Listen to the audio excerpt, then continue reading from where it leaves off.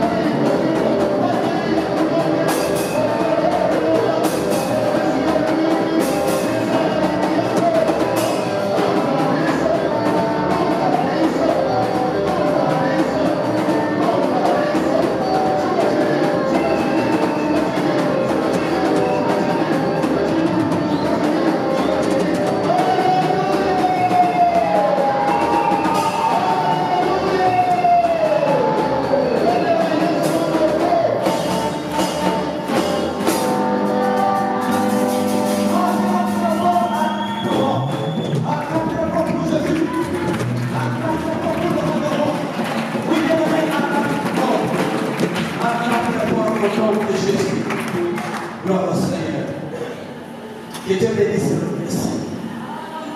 Tu vas prendre une position conséquente ce soir, la position d'adorer ton Créateur. La Bible dit qu'un est déjà venu où les vrais adorateurs adoreront le Père en esprit et en vérité, car ce seront les adorateurs que le Père demande et il cherche. Je vais te voir soit debout, soit à genoux, tu vas adorer celui qui t'a créé ce soir. Il est celui qui a semé la confusion dans les cœurs de tes ennemis.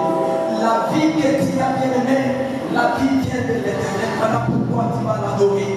Tu vas l'adorer ce soir. On va nous en donner un cantique. Et lève-toi, adore ton Créateur. Prie au nom de Jésus.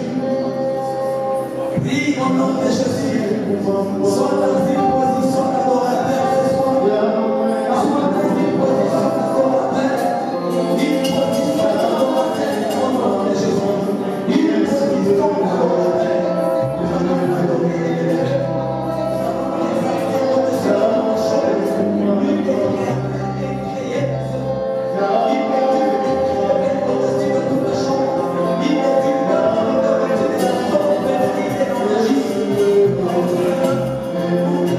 Oh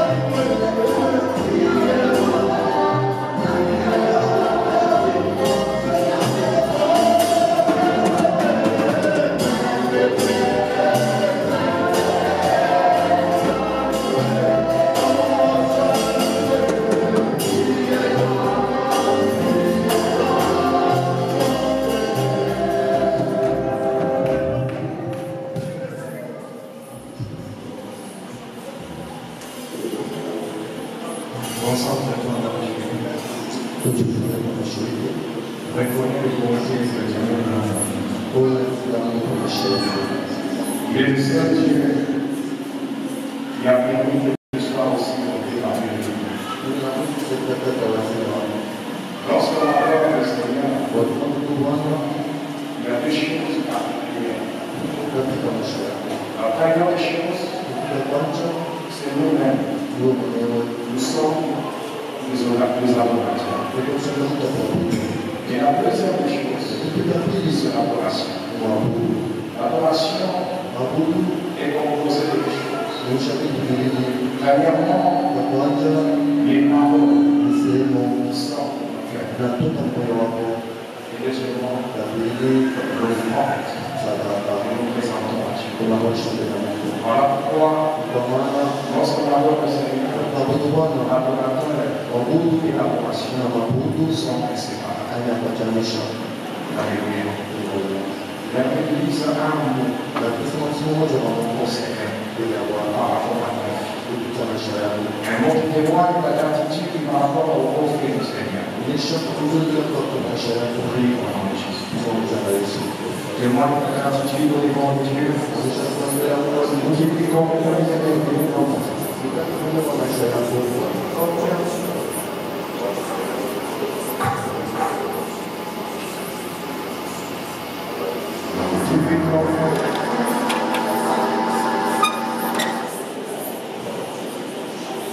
Dieu l'éternel, ton Père, il est merveilleux et que sans lui, rien ne peut se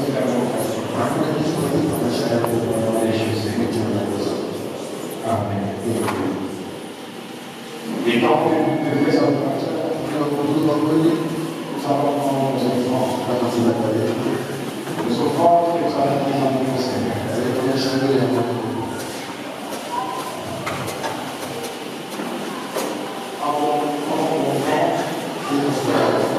Il est en fait de l'adoration. Et c'est pourquoi nous devons être présentés au Seigneur.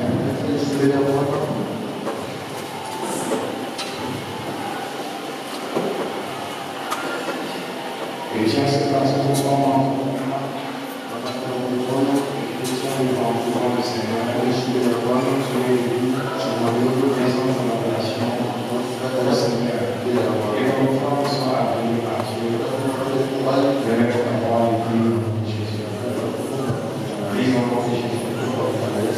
Prie au nom de Jésus. Présente ton offrande à Dieu. Et Dieu accueille ton offrande. Et l'offrande puisse parler en la faveur du Seigneur. Au nom de Jésus. Au nom de Jésus. Amen. Et en ce moment-là, nous allons passer pour la plupart et offrir au Seigneur.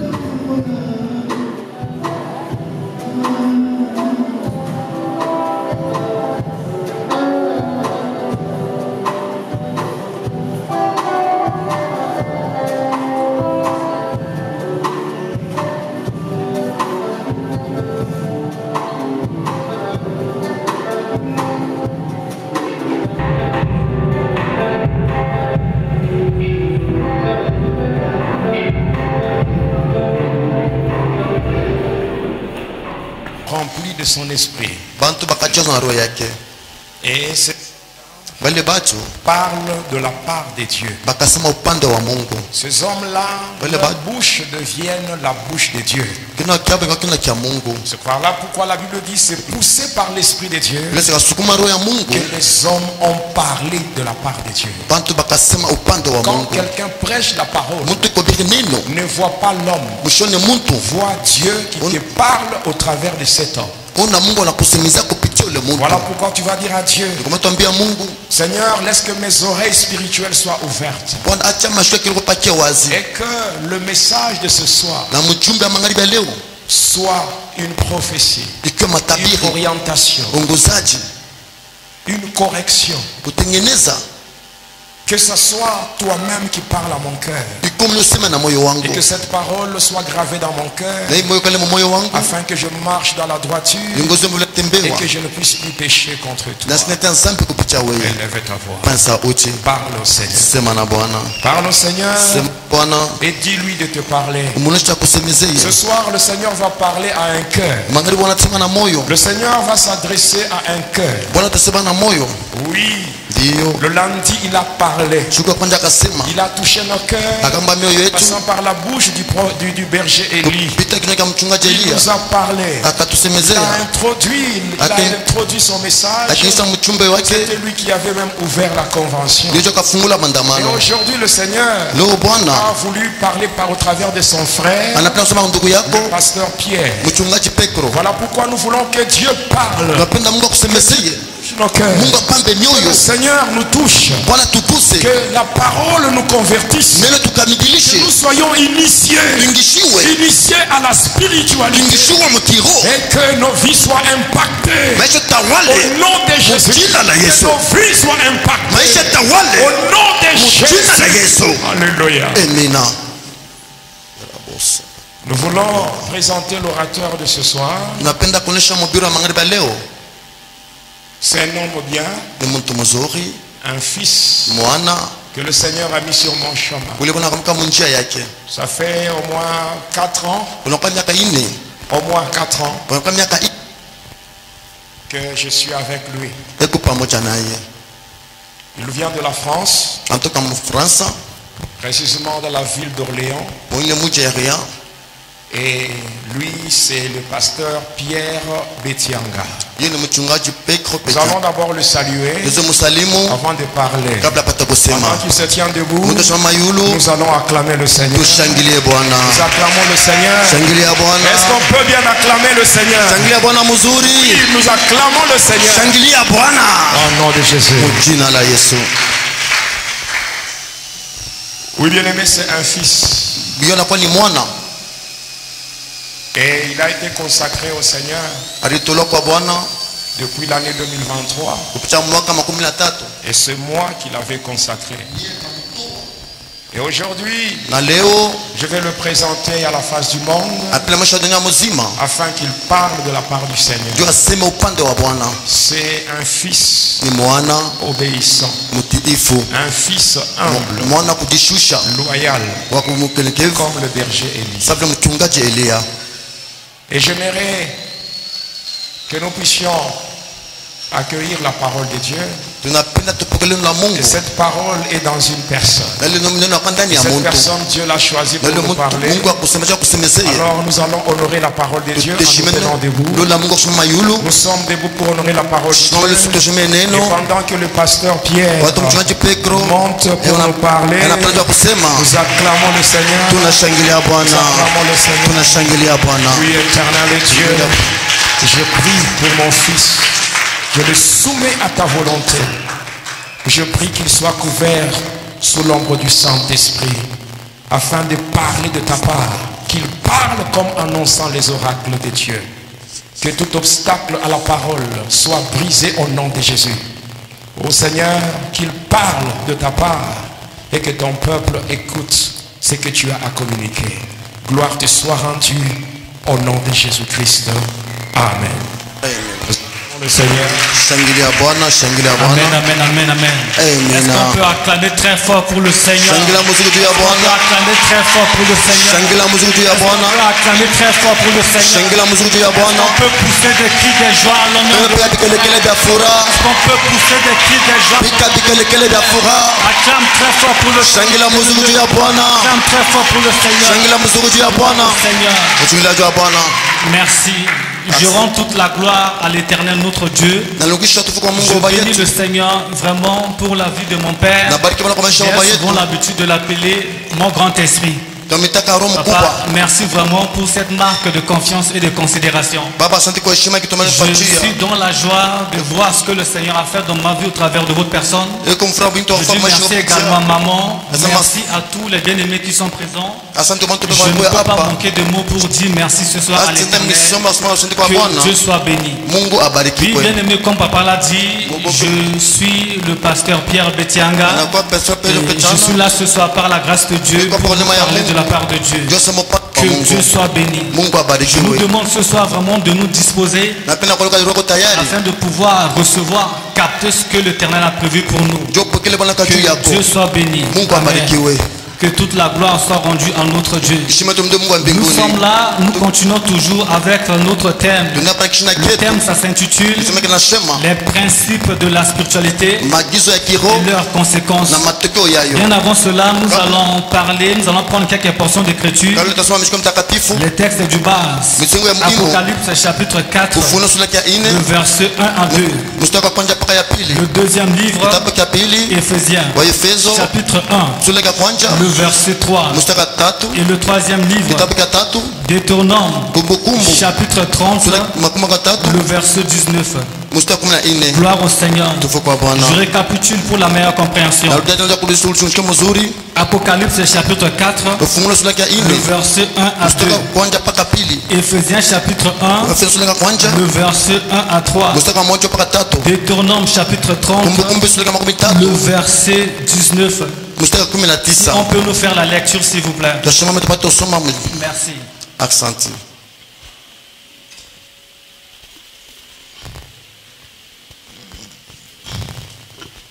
Asem tout ça dans le somme.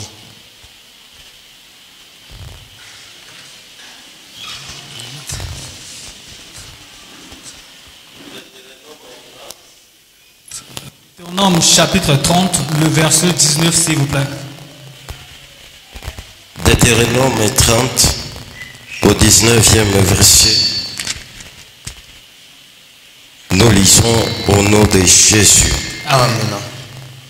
J'en prends aujourd'hui à témoin contre vous le ciel et la terre.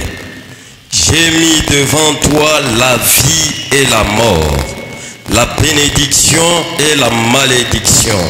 Choisis la vie afin que tu vives, toi et ta prospérité. Amen. Amen. Apocalypse chapitre 4, le verset 1 à 2, s'il vous plaît. Apocalypse 4. Apocalypse 4, 1 à 2. 1 à 2, nous lisons au nom de Jésus. Amen. Après cela, je regardais et voici une porte était ouverte dans le ciel. La première voix que j'avais entendue, comme le son d'une trompette, et qui me parlait, dit, monte ici, et je te ferai voir ce qui doit arriver dans la suite. Aussitôt je vis la vie en esprit, et voici il y avait un trône dans le ciel, et sur ce trône qu'aucun était assis. Amen. Amen. Et le dernier livre, Éphésiens chapitre 1. Éphésiens. Oui, Éphésiens 1, 3. Je lis la parole de Dieu au nom de Jésus-Christ. Amen. Éphésiens 1, verset 3. Béni soit Dieu, le Père de notre Seigneur Jésus-Christ, qui nous a bénis de toutes sortes de bénédictions spirituelles dans les lieux célestes en Christ. Amen. Amen. Est-ce qu'on peut acclamer pour la parole du Seigneur? La parole du Seigneur.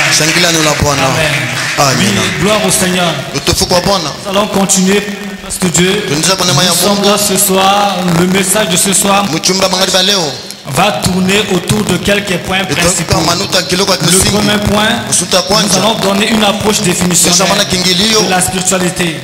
Et le deuxième point, c'est le choix de la spiritualité et l'appartenance à la spiritualité. Et la préparation à la spiritualité. Amen. Troisième point, à payer pour la spiritualité. Et le quatrième point, c'est les phases ou les étapes de la spiritualité. Et enfin, le cinquième point, c'est les avantages et les conséquences de la spiritualité. Continuer, nous allons commencer par le premier point. Nous allons parler de la définition. Parce que nous sommes censés comprendre d'abord c'est quoi la spiritualité. Nous savons tous que le monde est rempli de spiritualité. Et dans ce monde, tu es censé comprendre c'est quoi la spiritualité. Tu es censé appartenir à un camp. Nous savons tous que le monde est dirigé par deux puissances. Comme pour dire, le diable il est puissant, mais notre Dieu il est le tout-puissant. Amen. Et la définition de la spiritualité. La spiritualité, c'est un canal qui influence une personne, un état. Amen. C'est un canal qui se libère. Parce que nous sommes censés comprendre c'est quoi la spiritualité. Donc, en définition, la spiritualité, c'est un canal d'énergie qui influence une personne, un état. Amen. Sans plus tarder, nous allons maintenant passer aux deuxième étape. Nous venons de lire ici dans Deutéronome 30, le verset 19. La Bible dit ici, j'en prends aujourd'hui à témoin contre vous, le ciel et la terre. J'ai mis devant toi la vie et la mort, la bénédiction et la malédiction. Choisis la vie. Or, nous sommes censés choisir la vie. Amen. Nous sommes...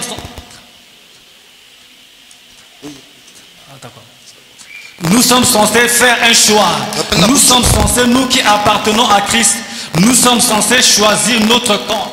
Nous sommes censés choisir la spiritualité. C'est la raison pour laquelle nous allons d'abord parler de la spiritualité. Amen. Que Dieu soit béni. La spiritualité, ça commence d'abord par la conversion.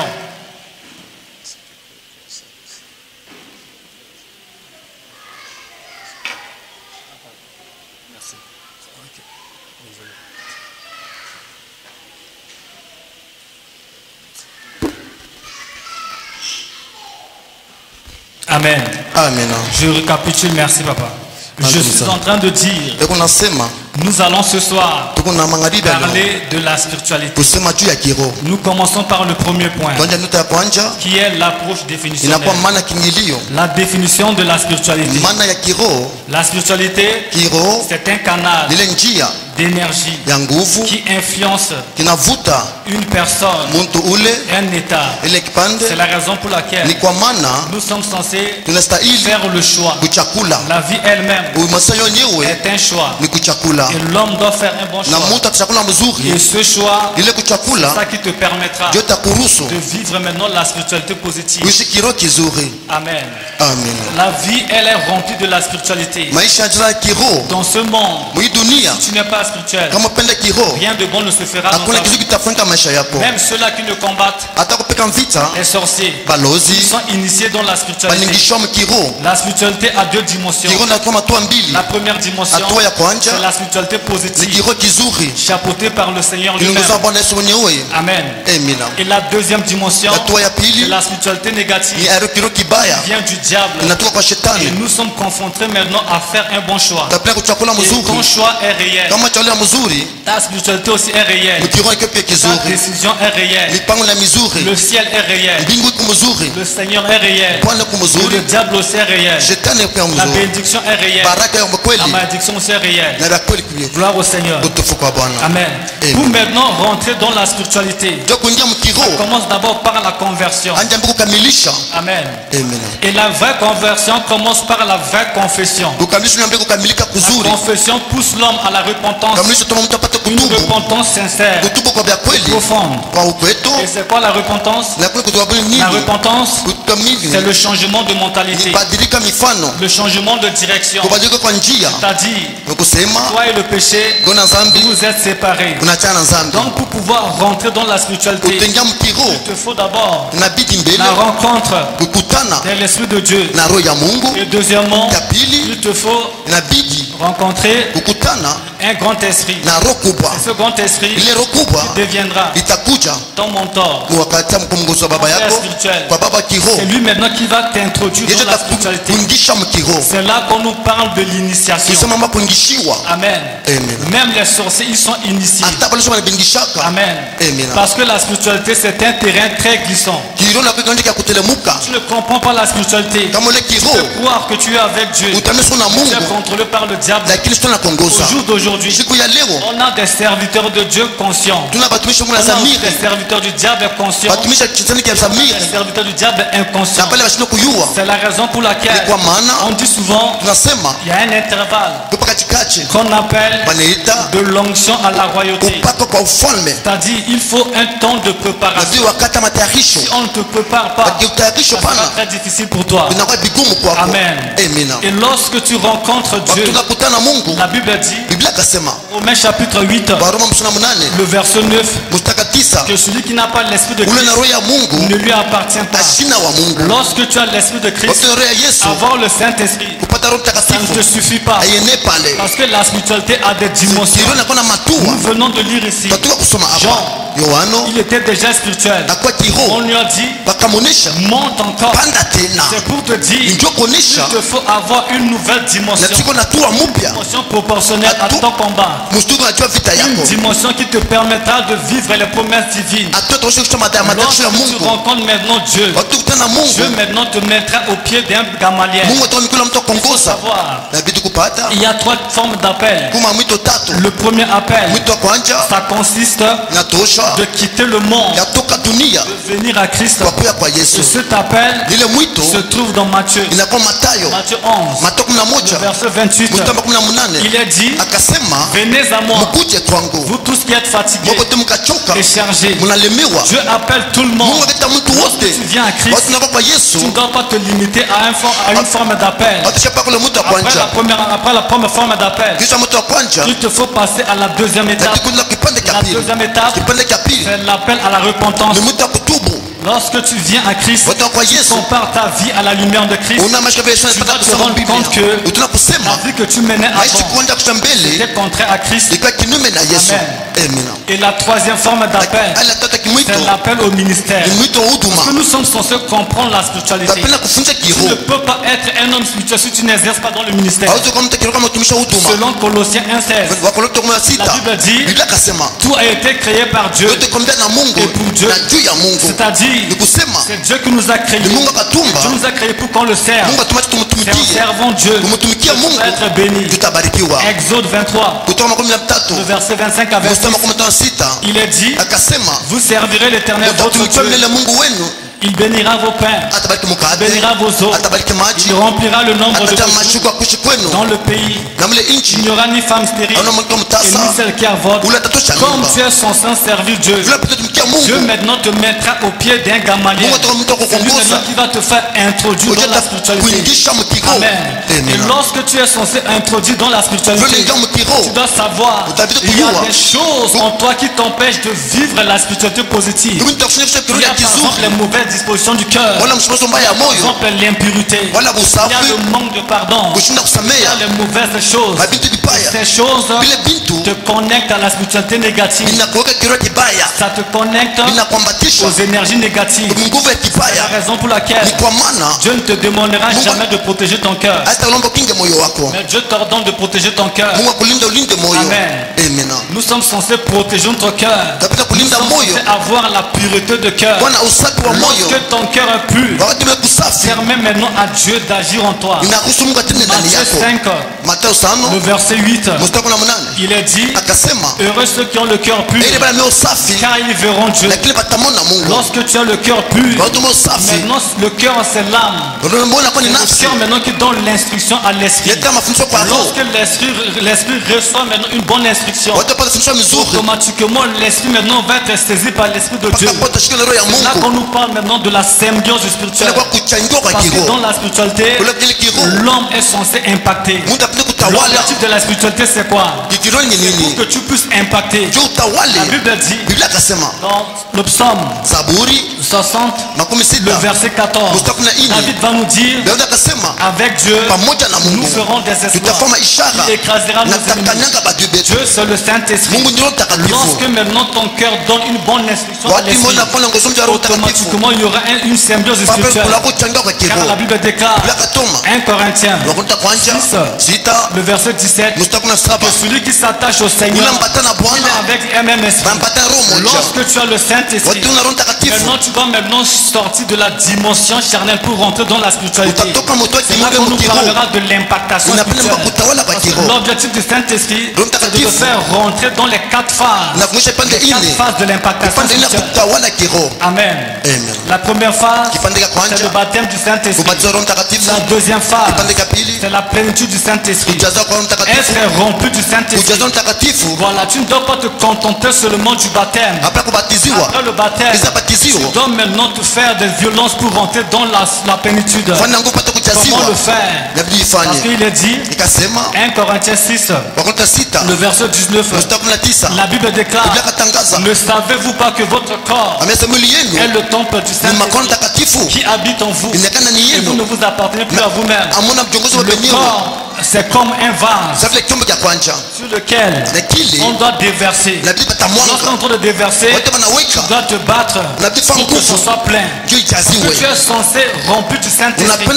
Au-devant de toi, il y a des combats. Lorsque le diable va devant de toi, tu as déjà pris une conscience de ta vie. Le diable va maintenant se lever. Les sorciers vont se lever pour t'empêcher de suivre les promesses divines. Amen. Gloire au Seigneur. C'est la raison pour laquelle tu dois maintenant être rempli du Saint-Esprit. Comment le faire? Avoir une vie de prière personnelle, une intimité profonde avec Dieu, sortir de la zone de confort, dormir par terre, aller à la montagne. Amen. Tu dois aussi être rare. Pour que tu sois rempli du Saint-Esprit, tu dois être rare. On ne doit pas te voir même lorsqu'on a besoin de te voir. Amen. Et il faut aussi payer le prix sacrificiel. Tracer un calendrier de prière. Amen. C'est-à-dire quoi? Lorsque je me suis déjà consacré pour prier, même si quelqu'un vient à ce moment-là pour me donner de l'argent, je lui dirai: je ne ferai rien. Ce que je dois recevoir dans la présence de Dieu va dépasser autant pour moi ce que tu vas me donner. Amen. C'est-à-dire être capable de payer le prix sacrificiel pour conserver la communion avec Dieu. Amen. Maintenant les 3 avantages. Lorsque tu es rempli du Saint-Esprit, le premier avantage, tu deviens sensible aux voix de Dieu. Il y a des gens qui se disent spirituels, mais qui ne connaissent pas la spiritualité. Quelqu'un peut être spirituel, il ne maîtrise pas la spiritualité. Lorsque tu es rempli du Saint-Esprit, la plénitude te permet de comprendre ce que Dieu attend de toi. Il y a des gens qui vivent mais ils n'ont pas la révélation de leur vie.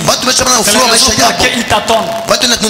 Il faut savoir, la terre n'est pas un lieu de programmation. Amen. Mais la terre, c'est un lieu de réalisation. Tu n'es pas sur la terre pour programmer les choses. Tu es sur la terre pour réaliser ce qui a été programmé au ciel. Je te le dis au nom de Jésus. Toi qui m'écoutes ce soir, Dieu il a porté son choix sur toi. C'est la raison pour laquelle tu es là ce soir dans la présence de Dieu.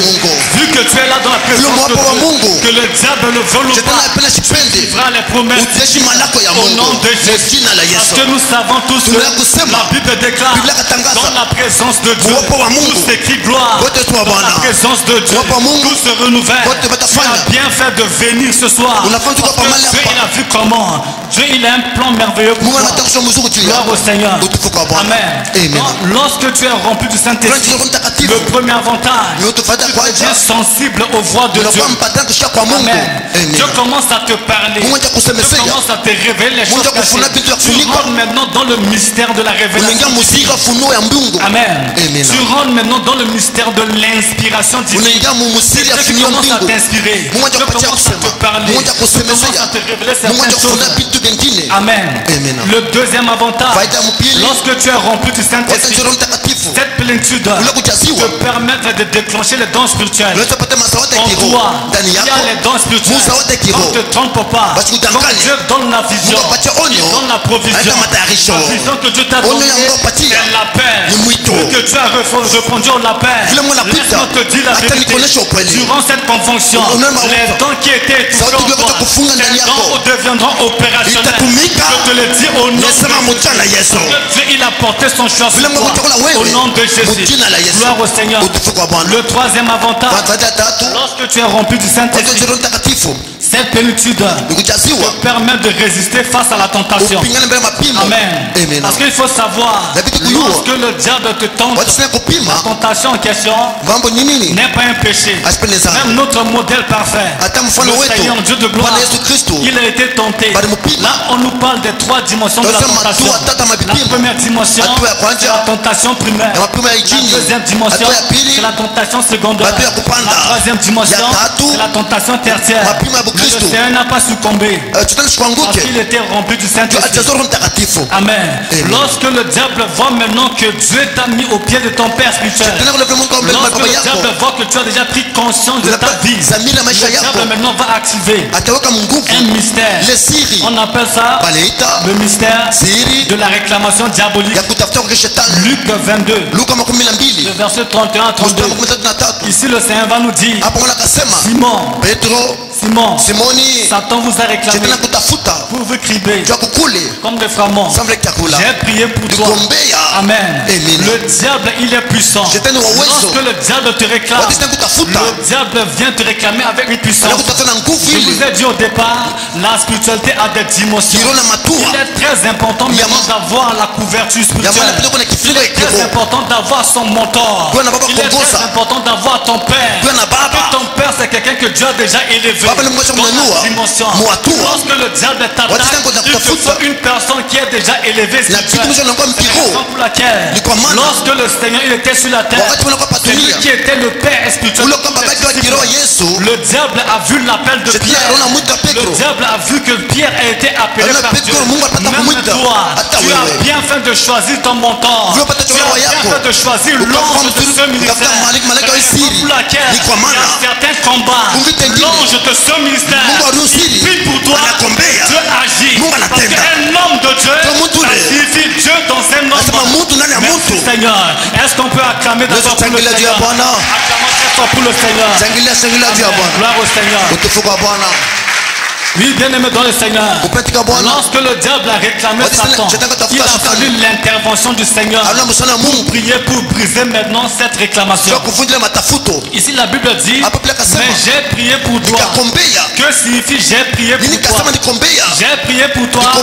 Ce n'était pas une seule séance de prière. Ton Père spirituel, il y a certains combats que Dieu lui révèle. Il ne te dira pas.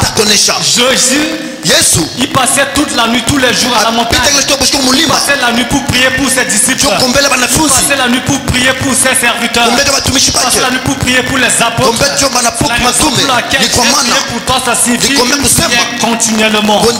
Amen. C'est la raison pour laquelle il te faut avoir une couverture spirituelle. Gloire au Seigneur. Amen. Que Dieu soit béni. J'étais en train de dire à des prix à payer. Mais tu ne peux pas payer le prix de la... Si tu ne payes pas le prix de la spiritualité, ça te sera difficile. Amen. Il n'y a jamais eu de bénéfice sans sacrifice. Même pour nous sauver, la Bible dit dans 1 Corinthiens 7, le verset 23, vous avez été rachetés à un grand prix. Le Seigneur a payé un prix. Si toi tu ne payes pas le prix de la spiritualité, ça te sera difficile. Amen. Le premier prix à payer pour que tu deviens un homme spirituel, amen, c'est être désintéressé du monde. La Bible dit: n'aimez point le monde, les choses qui sont dans le monde. Si quelqu'un aime le monde, l'amour de Dieu n'est pas en lui. Tu viens à Christ, tu dois te détacher des choses que Christ n'aime pas. Il y a des choses qui te mettent en connexion connexion avec la spiritualité négative. Certaines choses qui te permettent de te connecter au monde négatif. Nous sommes censés nous désintéresser du monde. Le monde est un piège. Le monde c'est la perdition. Tu es censé te débarrasser des choses que tu n'aimes pas. Tu es censé quitter le monde. Amen. Donc tu es censé vivre selon Dieu. Tu es censé avoir une vie de sanctification. Il faut savoir la sanctification est de rigueur. La sanctification c'est la sommation de deux choses. Il faut savoir quand tu donnes ta vie à Christ, tu es censé maintenant être une personne spirituelle. Amen. Il te faut maintenant avoir la nature de Christ en toi. On dit Saint-Esprit. On ne dit pas l'esprit. Il faut savoir il y a plusieurs esprits dans ce monde. Il y a les esprits de sorcellerie. Il y a les esprits des démons. Il y a les esprits des impuretés. Il y a les esprits de Python. Nous sommes censés avoir le Saint-Esprit. Ici souligné Saint. Le Saint-Esprit est là pour te conduire dans la sanctification. Si tu veux devenir une personne spirituelle, il te faut détacher du monde. Amen. Il faut que tu puisses être une personne capable de vivre une vie de sainteté sans honte. Amen. Parce qu'il y a des gens qui choisissent seulement leur sanctification. Ils peuvent se dire, je me suis dépouillé, je ne mets plus les choses artificielles, mais au-dedans de lui, les mauvaises dispositions du cœur, au-dedans de lui, l'hypocrisie, au-dedans de lui, la jalousie, au-dedans de lui, le manque de pardon, au-dedans de lui, il y a des choses que Dieu ne veut pas en lui. Ça empêche au Saint-Esprit d'agir dans sa vie. Amen. Donc le premier prix à payer, c'est que tu sois désintéressé des choses que Dieu n'aime pas. Amen. Le deuxième prix à payer, que tu sois une personne spirituelle. C'est un prix à payer. C'est crucifier la chair et l'âme au profit de l'esprit. C'est ça qu'on nous parle du jeûne. Tu veux devenir une personne spirituelle, tu dois avoir un temps de jeûne. Tu ne dois pas manger tout le temps.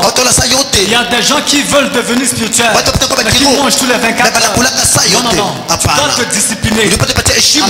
Amen. Christ n'est pas besoin, il n'est pas à la recherche des chrétiens. Le chrétien, il est celui-là qui vit encore dans le péché. Le chrétien, il est celui-là qui monte contre ses parents. Le chrétien, il est celui-là qui vit des choses que Dieu n'aime pas. Nous sommes censés être des disciples. Il n'est pas dit dans Matthieu 28, le verset 19 à 20, la Bible déclare: allez partout, faites de toutes les nations mes disciples. Dans le mot disciple, il y a la discipline. Si tu veux devenir une personne spirituelle, tu dois avoir des disciplines. Il y a la discipline alimentaire. Tu ne dois pas manger tout le temps. Tu ne dois pas manger chez les gens. Tout ce qui n'est pas conviction de l'esprit est un péché. Il y a des gens qui aiment beaucoup manger. La Bible déclare, Galates 6:17, que personne désormais ne me fasse de la peine, car je porte sur mon corps les marques de Christ. Lorsque tu donnes ta vie à Christ, Christ donne sa marque quelque part. Ceux qui sont dans le ils vont savoir que toi tu appartiens à Christ. Si tu ne prends pas le temps de consulter Christ, tu peux toi t'empoisonner, tu peux toi t'envoûter. C'est la raison pour laquelle tu dois avoir une discipline alimentaire. Amen. La deuxième des choses, une discipline relationnelle. Amen. Une personne spirituelle doit se discipliner. 1 Corinthiens 15:3, la Bible déclare: ne vous y trompez pas, les mauvaises compagnies, les bonnes choses. Tu es déjà à Christ. Tu dois te mettre avec les gens qui partagent la même foi que toi. Certaines personnes, ils vont te pousser à retourner dans le monde. C'est la raison pour laquelle tu dois avoir une discipline relationnelle. Amen. Tu dois avoir une discipline comportementale. Tu dois te discipliner au niveau de comportement. Amen. Tu dois aussi avoir une discipline verbale. Il y a des gens qui parlent trop. Un homme spirituel, quelqu'un qui ne parle pas trop. Un homme spirituel, quelqu'un qui parle beaucoup plus à Dieu. Dieu, il est le Dieu qui écoute les prières. La Bible déclare: toi le Dieu qui écoute les prières. Voilà pourquoi les hommes viennent vers toi. Amen. Gloire au Seigneur. La troisième des choses, tu dois être un homme discret. Un homme spirituel doit être une personne discrète. Il y a des gens qui, vous savez, le rat qui a commis le bien-aimé Joseph, par manque de discrétion, Dieu lui a révélé certaines choses. Il a voulu maintenant parler à ses frères. Vous connaissez la suite. Une personne spirituelle doit être discret. Amen. Gloire au Seigneur. Que toute la gloire soit rendue au Seigneur. Est-ce qu'on peut saluer d'abord le Seigneur? Gloire au Seigneur. Bien-aimé, tu dois maintenant faire la volonté de Dieu. Pour que tu sois un homme spirituel, tu dois accepter la volonté de Dieu. Croyez-moi, la volonté de Dieu n'a jamais été toujours facile. La volonté de Dieu peut te plonger dans l'humiliation. La volonté de Dieu peut pousser les gens à se moquer de toi. La volonté de Dieu, elle est là pour contredire la volonté familiale. La volonté de Dieu, elle est là pour contredire la volonté mondaine. La volonté de Dieu, elle est là pour contredire la volonté humaine. Matthieu 6, le verset 8 à 9, la Bible déclare: voici comment vous devez prier. Quand vous prierez, notre Père qui est aux cieux, que ton nom soit sanctifié, que ton règne vienne, que ta volonté soit faite. Ici il y a trois choses. Amen. Il y a des gens qui ont la connaissance de la parole de Dieu, la révélation de la parole de Dieu. La parole de Dieu, tu ne pourras jamais la comprendre avec ton intelligence humaine. La parole de Dieu, tu pourras la comprendre lorsque tu rencontres l'Esprit supérieur, lorsque tu rencontres ton grand esprit. La Bible déclare dans le psaume 119, le verset 130, il est dit: la révélation de ta parole nous éclaire, donc de l'intelligence. Ton intelligence doit être renouvelée. C'est là qu'on nous parle de la régénération. Lorsque tu rentres dans le mystère de la régénération, le Saint-Esprit te permettra de comprendre la profondeur de la parole de Dieu. Ici la Bible nous dit que ton nom soit sanctifié. Cela veut dire quoi? Que ton nom soit sanctifié. Nous qui sommes censés invoquer le nom de l'Éternel, nous sommes censés d'abord sanctifier ce nom. Si tu ne sanctifies pas le nom de l'Éternel, le fait d'invoquer ce nom, ça va te mettre encore dans le problème. La raison pour laquelle il y a des gens qui invoquent le nom de l'Éternel, ils vivent des blocages. Il y a des gens qui parlent mal de leur père. Je vous ai dit au début, lorsque tu rencontres un grand esprit, un esprit que Dieu a déjà élevé, le fait de le critiquer, ça te met dans les problèmes. Le fait de parler mal de lui, ça te permet de vivre des blocages. Le tout n'est pas de savoir que ta vie ne marche pas, mais le tout est de savoir quel est le respect que tu as vis-à-vis de ton père spirituel. Quel est le respect que tu as vis-à-vis de l'ange de ce ministère, de l'église. Amen. La grâce que tu as, bien aimé dans le Seigneur, Dieu t'a donné un nom. Amen. Qui te parle de la part de Dieu. Gloire au Seigneur. Que ton nom soit sanctifié. Nous qui sommes censés invoquer le nom de l'Éternel, nous sommes censés sanctifier d'abord le nom de l'Éternel. Amen. Avant de réclamer le règne de Dieu, parce que le règne de Dieu pèse. Le règne de Dieu, c'est là pour te faire rentrer dans la confrontation de la puissance. Nous savons tous que le monde entier est sous la domination du malin. Si toi tu parviens à vivre le plan de Dieu, ça sera maintenant difficile pour le diable. Voilà pourquoi de toi-même tu ne peux rien faire. Il est très important d'avoir le règne de Dieu en toi. Avant d'invoquer ce règne, il faut d'abord que tu puisses sanctifier le nom de l'Éternel. La Bible déclare que ceux qui se sanctifient se sanctifient encore. C'est la raison pour laquelle, amen, c'est-à-dire quoi? La manière dont je me sanctifie aujourd'hui, ça ne sera plus le même pour la prochaine fois. Que je me sanctifie aujourd'hui, demain je dois monter encore dans la sanctification. Je ne peux que vivre les promesses que ceux qui se sanctifient davantage. Voilà pourquoi te le dis au nom de Jésus. Dieu va te sanctifier. Parce que tu as le choix de Dieu. Il a porté son choix sur toi. Que le diable le veut ou pas. Dieu peut te sanctifier. Au nom de Jésus. Amen. Gloire au Seigneur. Lorsque tu as le règne de Dieu, ça te permet maintenant de rentrer dans le mystère de la confrontation. Nous sommes censés affronter les forces du mal. La vie elle-même est un combat. On doit se battre. Amen. Et puis toi, tu ne te bats pas pour la victoire. Tu te bats dans la victoire.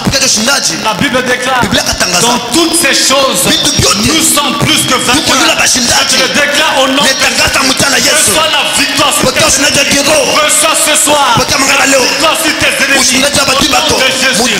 Reçois la victoire. Reçois la victoire sur tes ennemis. Au nom de Jésus. Je te le dis, que le diable le veut ou pas, va recevoir ce soir. Au nom de Jésus. Je ne te dis pas tout à l'heure, je ne te dis pas demain, je te dis à l'instant. Le Dieu que nous prions, il a le Dieu de tout à tout. Il a le Dieu de tout à tout. Reçois la victoire. Reçois la victoire sur tes sorciers. Reçois la victoire sur les occultistes. Reçois la victoire sur tes ennemis. Au nom de Jésus.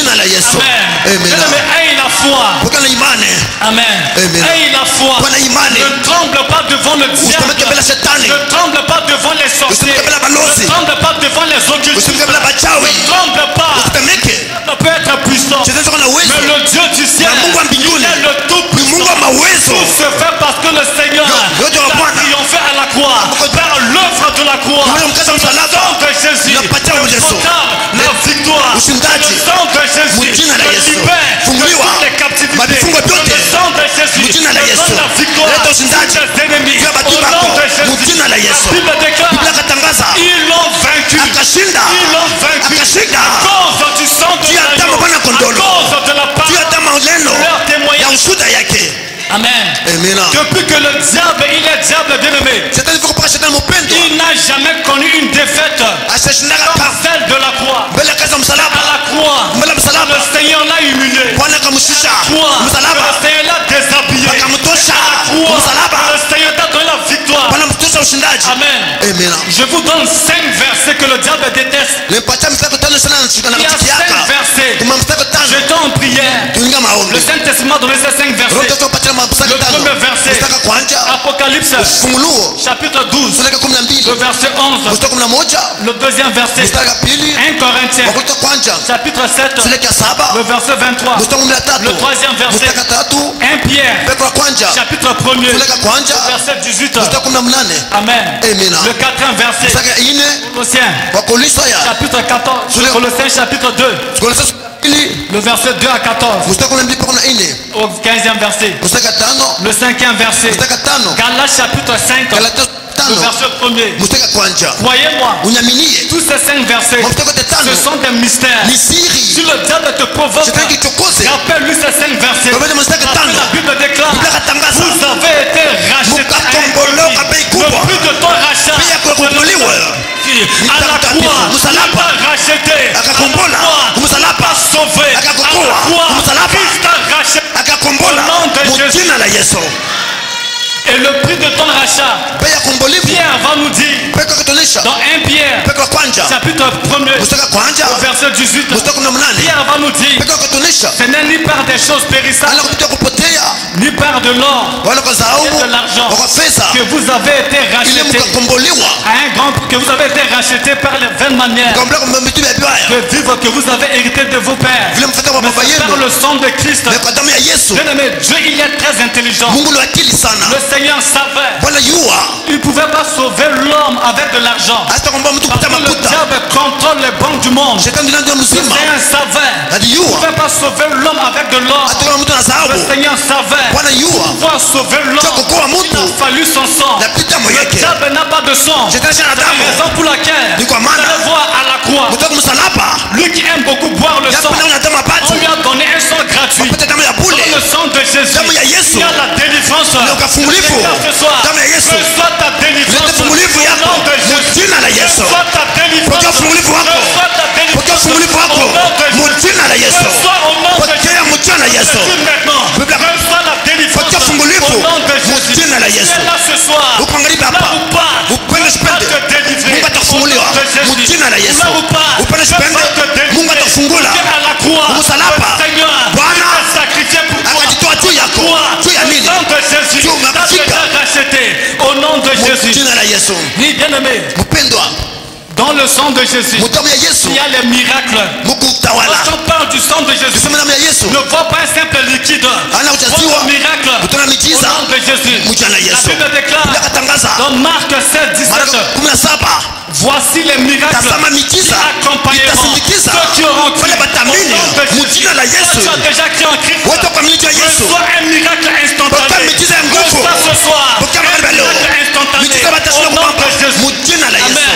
Reçois ce soir un miracle instantané au nom de Jésus. Nous servons un Dieu qu'on appelle le maître de l'impossible. Le Dieu de tout à coup. Le Dieu de mon père. Le Dieu de l'évêque Jonas. Le Dieu qui l'a soutenu pendant 25 ans. Le Dieu qui l'a soutenu pendant 25 croisants.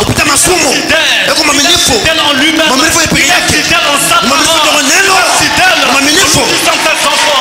Je déclare ce soir, sortira avec la victoire. Sortira avec la réussite. Sortira avec la paix. Reçois la paix ce soir. Reçois la paix dans ton cœur. Reçois la paix. Reçois la paix.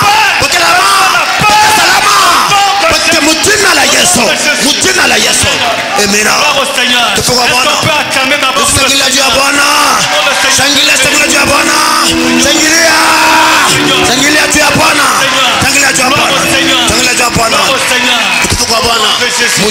Oui, bien aimé dans le Seigneur. Dans le sang de Jésus, il y a la bénédiction. Dans le sang de Jésus, la Bible déclare, Deutéronome 28, le verset 8. Ici c'est Dieu qui nous parle. Je dis, j'ordonnerai la bénédiction pour suivre. Déclare maintenant que la bénédiction, quand on partage la bénédiction, quand on partage la bénédiction, c'est Dieu qui te parle. Reçois la bénédiction au nom de Jésus. Bien aimé dans le Seigneur. Gloire au Seigneur. Le 4e verset. Galates chapitre 5, le verset 1er. La Bible déclare, c'est pour la liberté que Christ nous a affranchis. Le diable attaque les enfants de Dieu par leurs pensées. Il y a un pouvoir dans les pensées. Il y a un pouvoir dans les imaginations. Tu dois bien protéger tes pensées. Tu dois avoir le casque du salut. Tu dois croire en la capacité pour dire, même aujourd'hui ça ne marche pas. Demain ça marchera. Je te dis au nom de Jésus, aujourd'hui ça ne marche pas chez toi. Demain ça marchera. Parce que Dieu t'a choisi. Dieu t'a choisi. Dieu véritable.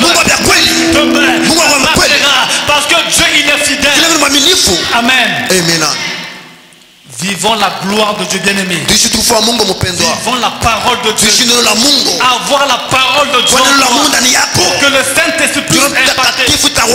Croyez-moi, le Saint-Esprit, il n'est pas sur la terre pour faire ce que lui veut. Il est sur la terre pour glorifier Christ. La Bible déclare dans Jean 16, à partir du verset 7, il est dit, il vous est avantageux que je m'en aille. Je ne m'en vais pas. Le consolateur ne viendra pas. Tu seras venu. Il te convaincra du monde. Il ne parlera pas de lui-même. Il prendra tout ce qui est à moi. Il me glorifiera. Amen. En d'autres termes, le Saint-Esprit, il a reçu le mandat de glorifier Christ qui est par des interventions surnaturelles qu'on appelle le miracle. Bien-aimé, pour qu'il y ait le miracle, tu dois être une personne qui est dotée de la parole de Dieu. La Bible déclare dans le psaume 119, le verset 11, il est dit, je serre ta parole dans mon cœur afin de ne pas pécher contre toi. Lorsque tu as la parole de Dieu, va te conduire. La parole de Dieu, c'est le Saint-Esprit. La parole de Dieu, c'est Dieu lui-même. Déclare Jérémie 1:12. Tu as bien vu. Je veille sur ma parole afin de l'exécuter. Dieu ne sera pas derrière tes soucis. Dieu ne sera pas derrière tes problèmes. Dieu sera toujours derrière. Si tu veux vivre l'impactation spirituelle, il faut avoir la parole de Dieu. C'est très important pour nous. Parole de Dieu. Amen. Le diable, lorsqu'il t'a, il faut que toi tu aies la dimension supérieure. L'onction, ça ne suffit pas. Amen. L'onction doit être quantitative et qualitative. L'onction est prix. Amen. Tu ne peux pas être un si tu n'as pas une vie de prière. Il y a des enfants de Dieu qui n'aiment pas prier. Voyez-moi, la manière dont mon père m'a formé, il m'a formé comme un guerrier dans la prière. Je me rappelle, au début de ma rencontre avec mon père, j'étais tout le temps attaqué. À chaque fois quand j'étais attaqué, je prends mon téléphone, j'appelle papa. Il me dit, attends, je te rappelle. Il me rappelle pas. Amen. Plusieurs fois, je me suis dit, je dois rentrer en prière. Moi qui n'avais passé beaucoup de temps, moi qui ne savais pas passer beaucoup de temps dans la prière, papa voulait me faire rentrer dans la prière. Un grand esprit, il te parle de manière stagnatique en fait. Il ne te parle pas d'une manière vraiment paisible, il te parle superficiellement. Mais c'est à toi de capter. Quand j'avais donné ma vie à Christ, il faut savoir une chose. Je viens d'une famille de chefs coutumiers. Ils avaient porté leur choix sur moi. Ils ont détecté mon appel. Ils ont vu que le Seigneur a porté son choix sur moi. Il voulait maintenant me faire détacher du plan de Dieu. Il y a beaucoup de choses qui sont passées dans ma vie. Papa, il est présent. Papa voulait me faire passer par des prières. Or, je devrais passer maintenant 3 jours dans la prière. Une prière qui devait commencer de minuit à 7 heures. Je devrais faire 7 heures dans la prière sans arrêt. Amen. Il y a des gens qui ne savent pas chercher Dieu. Voyez-moi, il y a certaines choses qui changeront dans ta vie lorsque tu auras la capacité de passer beaucoup de temps dans la prière. Il y a certaines choses qui changeront dans ta vie. Le mariage que tu cherches, la paix que tu cherches, la guérison que tu cherches, il te faut avoir une vie de prière. Je ne te parle pas d'une prière en qualité. Je ne te parle pas d'un moment de prière. Mais je te parle d'une vie de prière. Tu dois t'emprener d'une vie de prière. Je devais faire 3 jours successivement dans la prière. Amen. Je devais commencer la prière de minuit jusqu'à 7 heures du matin.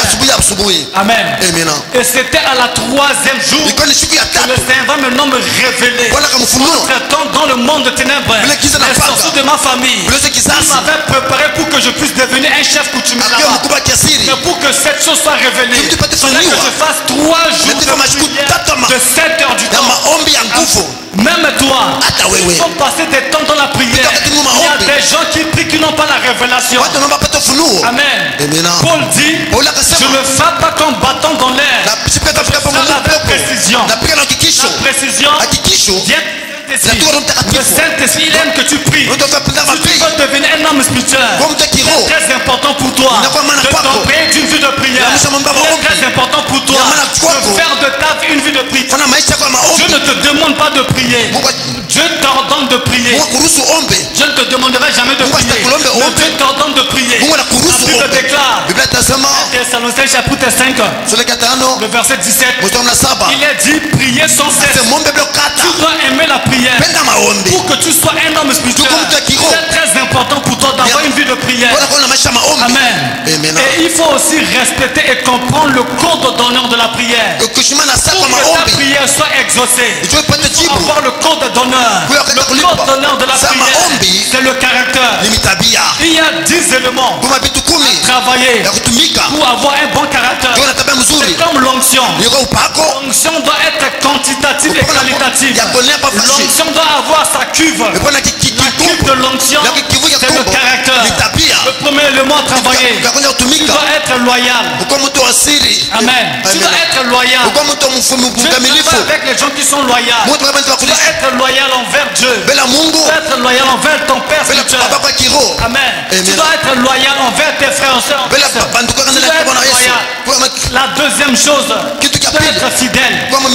Amen. Il y a des gens qui ne sont pas fidèles. Tu dois être fidèle à Dieu. Fidèle en son œuvre. Fidèle par la dîme et les offrandes.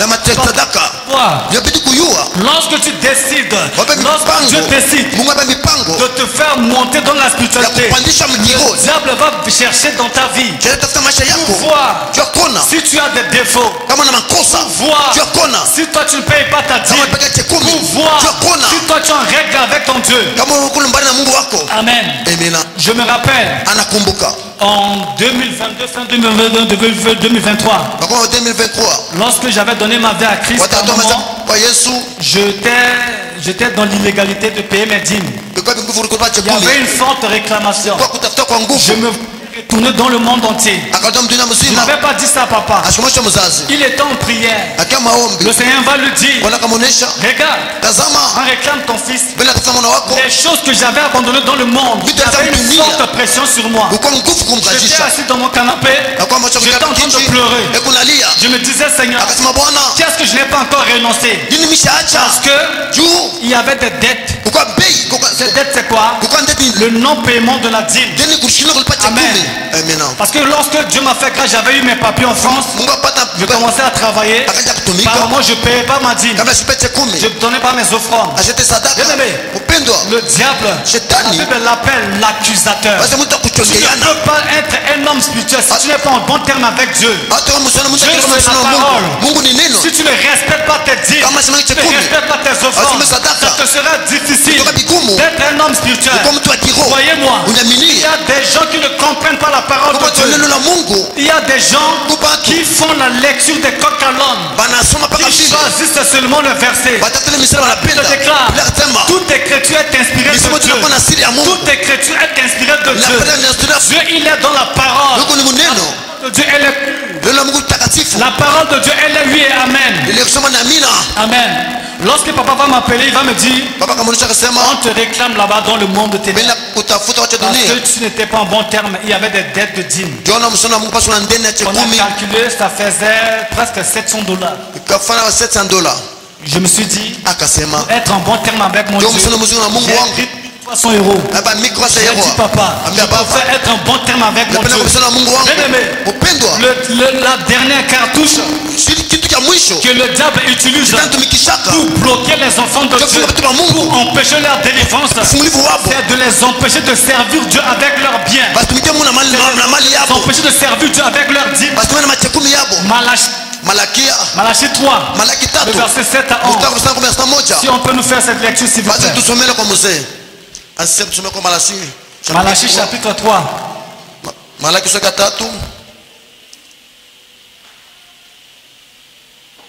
Malachie chapitre 3.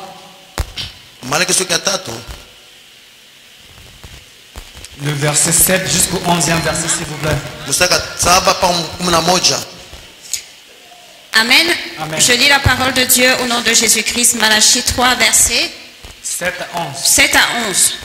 Il est écrit, depuis le temps de vos pères, vous vous êtes écartés de mes ordonnances. Amen. Vous ne les avez point observées. Revenez à moi et je reviendrai à vous, dit l'Éternel des armées. Et vous dites, en quoi devons-nous revenir? Un homme trompe-t-il Dieu? Car vous me trompez et vous dites, en quoi t'avons-nous trompé? Dans les dîmes et les offrandes, vous êtes frappés par la malédiction et vous me trompez. La nation tout entière. Apportez à la maison du trésor toutes les dîmes, afin qu'il y ait de la nourriture dans ma maison. Mettez-moi de la sorte à l'épreuve, dit l'Éternel des armées. Et vous verrez si je n'ouvre pas pour vous les écluses des cieux, si je ne répands pas sur vous la bénédiction en abondance. Amen. Merci. Amen. Amen. Ici, c'est Dieu qui nous parle. Le diable a son plein droit d'aller te réclamer. Et pour te réclamer, il va prendre la parole de Dieu. Il va dire, Tu veux bénir telle personne. Regarde sa vie. Cette personne n'est pas en ordre. Cette personne, il n'a pas payé sa dîme. Cette personne n'a pas donné ses offrandes. Bien aimé, là, nous sommes en train de parler de la spiritualité. Nous sommes en train de comprendre certaines choses. Vous allez voir, les sorciers, ils sont capables d'offrir une vie d'une personne. Ils sont capables de bloquer toute une lignée. Ils comprennent le mystère de l'offrande. Mais le chrétien, il est celui-là des raisons. Le chrétien, ils ne savent pas payer le prix. Je vous ai dit, il y a plusieurs prix à payer. Tu ne peux pas devenir un homme spirituel. Tu ne payes pas ce prix. Amen. Amen. Le prochain prix à payer, c'est la loi du territoire. C'est là que je vais chuter. Bien dans le Seigneur, tu es censé comprendre c'est quoi la loi du territoire. Tu es censé comprendre c'est quoi le mystère de la douane spirituelle. Je vous ai dit au départ, le monde est rempli de la spiritualité. Il faut savoir le diable. La Bible dit dans 1 Pierre chapitre 5 le verset 8, il est dit: soyez sobres et veillez, car votre adversaire le diable rôde.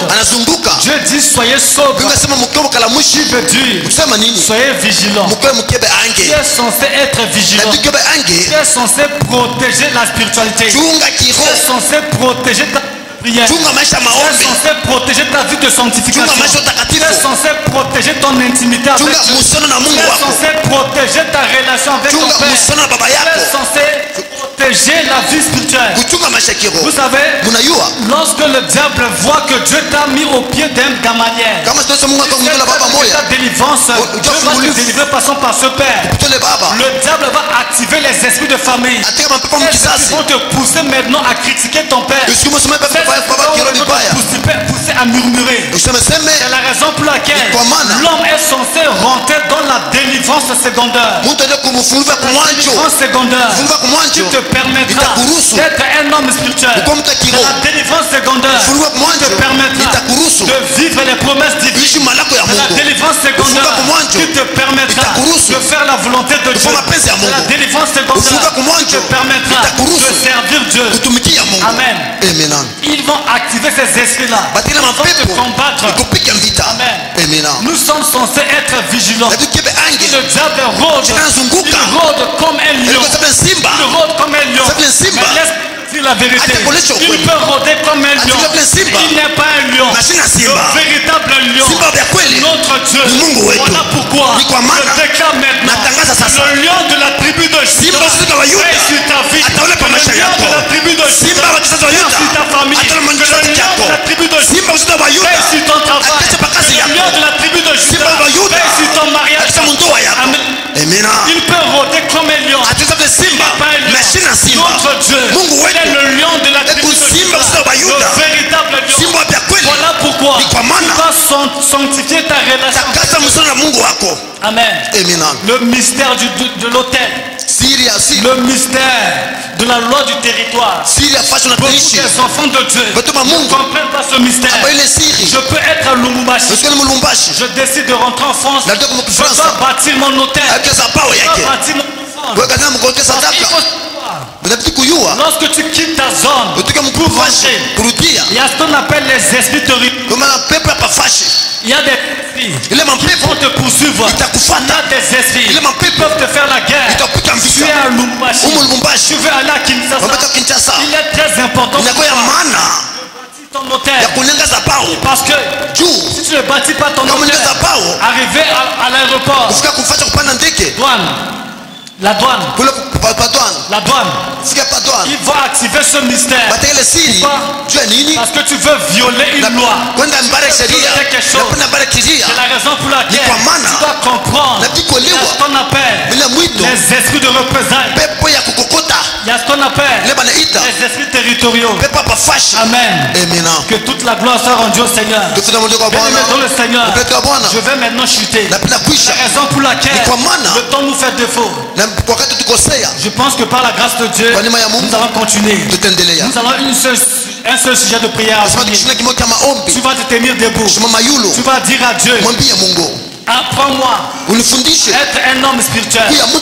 Apprends-moi à faire ta volonté. Apprends-moi à payer le prix. Élève ta voix au nom de Jésus. Au nom puissant de Jésus. Élève ta voix. Ferme le Seigneur. Dis à Dieu: apprends-moi à faire la volonté de Dieu. Apprends-moi à payer le prix. Apprends-moi à faire ta volonté au nom de Jésus. Élève ta voix, bien-aimé. Commence à prier. Au nom de Jésus, dis à Dieu: apprends-moi à faire ta volonté. Apprends-moi à payer le prix sacrificiel pour conserver ma relation avec toi. Au nom de Jésus, que toute la gloire soit rendue à l'Éternel. Au nom puissant et merveilleux, victorieux, glorieux de Jésus. Au nom de Jésus, nous disons Amen. On acclamant très fort pour le Seigneur. Très fort pour le Seigneur. Au nom de Jésus. Seigneur, je consacre une fois de plus mon fils. Je le soumets à ta volonté. Laisse, ô Dieu, que une huile fraîche coule sur lui, afin que demain, qu'il puisse encore nous parler de ta part. Protège-le contre tous les esprits de représailles et qu'il soit couvert par le sang de Jésus, au nom de Jésus. Que ta grâce soit sur lui, au nom de Jésus. Amen. Bien-aimé, est-ce que tu peux acclamer le Seigneur? Est-ce que tu peux bien acclamer le Seigneur?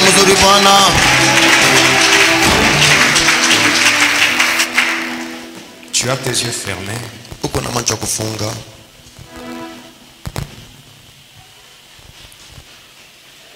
Je dis bien, tu as tes yeux fermés. La spiritualité possible, ce qui est impossible. Je répète, la spiritualité rend possible ce qui est impossible. Une femme qui n'a pas connu d'homme, on lui dit: tu vas enfanter. Elle dit: comment cela pourra-t-il se faire? Moi, je n'ai point connu d'homme. Logiquement parlant, c'est impossible. Écoutez, la spiritualité n'obéit pas à la logique. Parmi les principes de la spiritualité, la spiritualité n'obéit pas à la logique humaine. Et l'ange lui dit: l'esprit de l'Éternel, tu seras couvert de l'esprit de Dieu. L'esprit de Dieu va te couvrir. Et tu vas concevoir. Et l'enfant qui naîtra de toi sera appelé le fils du Très-Haut. Bien-aimé, ce qui était impossible dans la logique de Marie, lorsque l'esprit de Dieu est descendu sur elle, cette femme qui n'avait point connu d'homme, cette femme, elle est conçue. Voilà pourquoi Saint-Esprit, laisse que je sois couvert sous l'ombre de ton esprit, afin que ce qui était impossible dans ma vie est possible. L'esprit de l'Éternel saisira, et tu seras changé. Lève ta voix. La couverture du Saint-Esprit. Bien-aimé, ce soir, il y a un miracle dans ta vie. Il y a un miracle dans ta vie. Il y a un miracle. de ta famille. Ça ne dépendra pas de ton père. Ça ne dépendra pas de ta mère. Mais ça dépendra du Saint-Esprit. Ça dépendra de la spiritualité. Ça dépendra de la spiritualité. Il est écrit, ce n'est ni par la force, ce n'est ni par la puissance, par l'esprit d'Élohim. Continue de réclamer. Est-ce que tu peux réclamer? Saint-Esprit de Dieu. Saint-Esprit. Toi debout réclame. Toi debout commence à réclamer. Il y a un miracle. Même si les trompes sont bouchées. Si les trompes sont bouchées. Même si on t'a donné un masque de vieillesse. Tu vas te marier. Tu auras des enfants. Il y a un miracle. Il y a un miracle. Ça vient. Ça vient. Ça vient. Ça vient. Ça vient. Maintenant.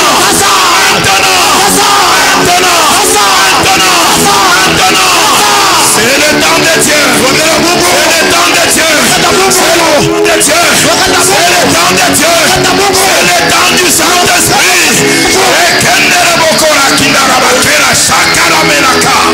Au nom de Jésus.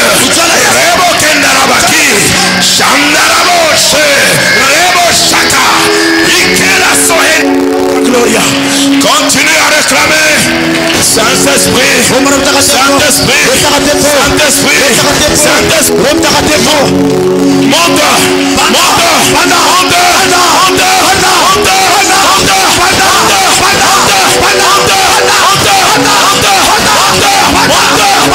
il est là,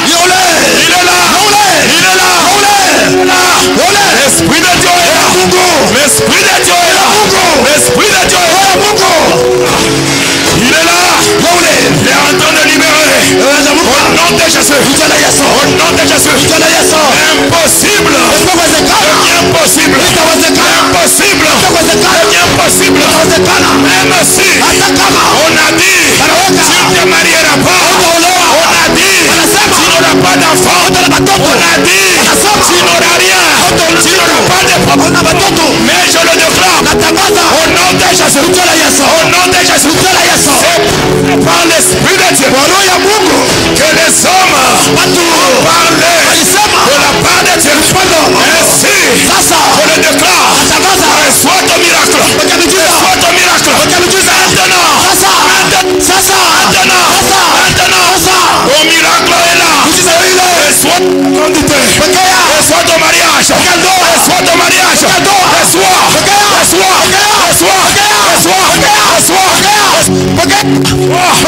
reçois la promotion, la victoire, reçois au nom de Jésus, au nom de Jésus, au nom de Jésus, au nom de Jésus. Nous terminons. Poussé par l'Esprit de Dieu, les hommes ont parlé de la part de Dieu. Bien-aimé, poussé par l'Esprit de Dieu, tu vas contredire le langage des sorciers sur ta vie. Tu vas contredire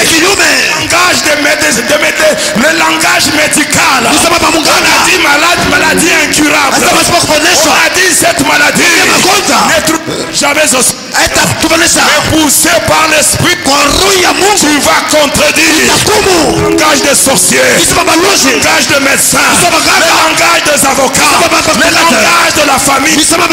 Contredire. Est-ce que quelqu'un peut déclarer? Je dis non. Je dis non à ce que la famille a dit. Je dis non aux sorciers. Je dis non. Je dis non. Je dis non. Au nom de Jésus, contredis le langage.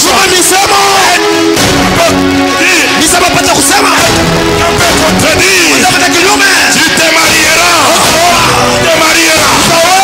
Tes enfants. Les enfants viendront. Le mariage viendra. Promotion viendra. Ça vient.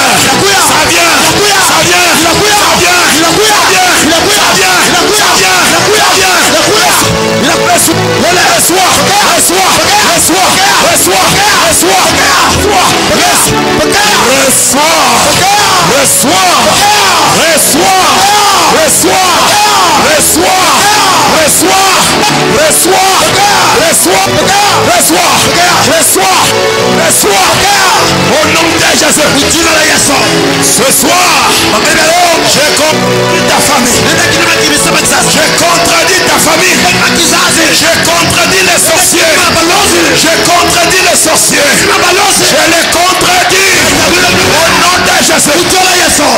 Au nom de Jésus.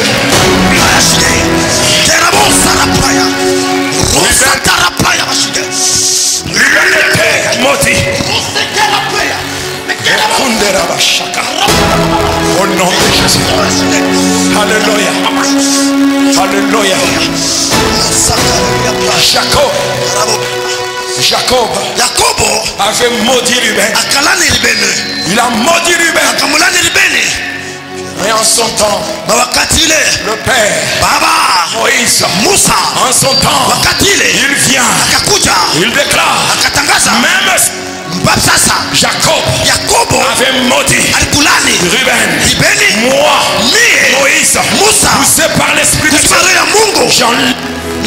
j'enlève cette malédiction et je déclare que Ruben vive oh, ce soir, quel que soit ce qui a été dit dans ta famille, tes parents, tes grands-parents, tes ancêtres.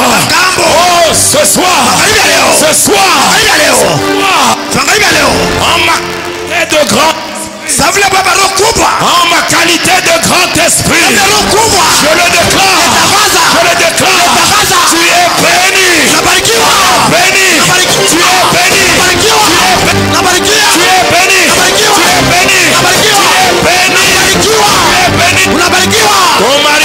béni, ton ventre est béni, au nom de Jésus, ton travail béni, tes enfants bénis, si tu es béni, acclame le Seigneur, acclame Jésus,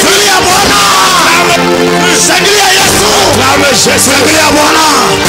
Jésus, au nom de Jésus. Alléluia. Alléluia. Nous allons recommander nos chemins de retour entre les mains du Seigneur. Que ta maison, ton chemin de retour, tout ce qui a été pris ce soir, que cela reste gravé dans mon cœur. Car David dit, je serre ta parole dans mon cœur afin de ne pas pécher. Oh bien-aimé, on nous a parlé de prix à payer. Je parlerai du prix. Le berger Élie a parlé du prix. Une prière qui devait faire 3 jours. Cette prière est devenue une prière d'un mois. Et pendant qu'il était en train de souffrir, Dieu me parlait. Dieu me disait, je le prépare, je le forme. Bien-aimé Dieu, avant de te faire voir la gloire, il te place dans les creux du rocher, là où les gens ne te voient pas, là où Dieu te prépare. Et quand la préparation se termine, Dieu te fait sortir et c'est la gloire. Je vous parlerai. Même Pierre que vous voyez, il a payé le prix. Ce jour-là, ça c'est quelque chose que je vous dirai un autre jour. Alors recommandons nos chemins de retour et que la parole de Dieu soit gravée dans nos cœurs, que nous puissions mettre. Et tous ceux qui sont dans les groupes écrits sur WhatsApp, vous aurez l'audio de cet enseignement, tout comme les enseignements de 2 jours du berger Élie sont disponibles en version audio sur WhatsApp des groupes écrits et même sur YouTube. Il y a la version directe et la version corrigée. Amen. Toutes les versions sont là afin que vous puissiez suivre et méditer les différents enseignements et découvrir comment Dieu a élevé ses fils, comment Dieu a élevé, comment Dieu a permis la croissance de ces fils qui font la fierté aujourd'hui dans le corps du Christ. Prions au nom de Jésus. Prions au nom de Jésus. Alléluia. Que le Seigneur nous fasse grâce. Que sa parole reste gravée dans nos cœurs. Que la parole de Dieu reste gravée dans nos cœurs. Que nous puissions la méditer. Oh, les enseignements donnés par le berger Élie, les enseignements donnés par le pasteur Pierre, que ces enseignements en ce temps de la convention, que ces choses restent gravées dans nos vies, dans nos cœurs. Que nous puissions méditer et aller dans le sens croissant, afin que notre spiritualité se démontre par la maturité au nom de Jésus. Seigneur, la vie de ton peuple, ceux qui sont présents et ceux-là qui sont connectés à ce programme passant par l'internet, je prie afin qu'une impactation soit le partage de tout le monde. Je prie que tes enfants apprennent à payer. Oh Seigneur, la spiritualité peut être considérée comme un bénéfice lié à un sacrifice. Et ce sacrifice, c'est le prix à payer. Je te supplie, Seigneur, que tes enfants soient affectionnés premièrement aux choses d'en haut et non à celles qui sont sur la terre. Que tes enfants soient désintéressés aux choses de ce monde. Car le monde entier est sous le contrôle du malin. Le monde est un piège. Permets que tes enfants soient capables de payer les différents prix. Nous voulons que cette église soit spirituelle. Que nous ayons des hommes et des femmes spirituels afin que nous soyons capables de défendre le nom du Seigneur. Nous puissions défendre la saine doctrine, même si le monde est envahi par des doctrines démoniaques, même s'il y a des faux docteurs qui ont dans leur propre conscience la marque de la flétrissure. Mais nous voulons être de ceux qui défendent la saine doctrine. Et pour cela, Seigneur, aide-nous à payer le prix. Que nous puissions payer le prix pour notre croissance, afin que notre spiritualité soit démontrée dans la maturité. Je bénis la vie du pasteur Pierre, la vie du berger Élie. Je bénis, oh Seigneur, la vie de Maman Divine qui soutient positivement le berger Élie. Je soutiens, Seigneur. Voici un rendez-vous spirituel à ne pas rater. L'Église évangélique Christ Notre Salut et CRISA organise du 28 septembre au 5 octobre 2025 la Convention de l'Ascension spirituelle. Un moment de prière, de louange et d'écoute de la parole de Dieu avec différents orateurs sous le thème « Les principes de la spiritualité et leurs conséquences » tiré du livre d'Apocalypse 4, 1 à 2 et Ephésiens 1, 3. 4 orateurs sont au programme, à savoir l'apôtre Samuel Lukocha, Lubumbashi, RDC, le pasteur Pierre Betianga, Orléans, France, le berger Eli Kabod, Lubumbashi, RDC, sans oublier l'hôte de la convention, l'évêque auxiliaire Jonas Zedidia, Lunkutumpala, Lubumbashi, RDC.